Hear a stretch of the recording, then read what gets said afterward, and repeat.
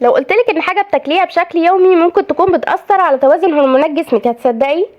الموضوع مش إشاعة، ده نتيجة دراسة علمية أولية اتعملت على إناث فئران.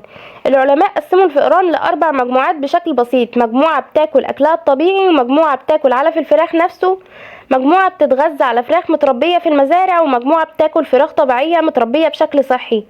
بعد 6 أسابيع بس بدأت الفروق تظهر.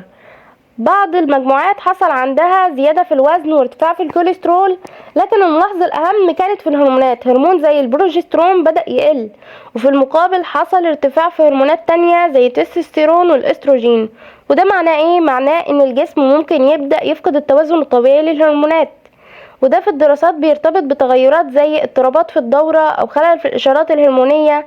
بس مهم نفهم حاجة: المشكلة مش في الفراخ نفسها، لكن في طريقة تربيتها ونوع العلف اللي بيستخدم علشان تكبر بسرعة، واللي ممكن يكون غني بدهون أو مركبات بتأثر على الجسم.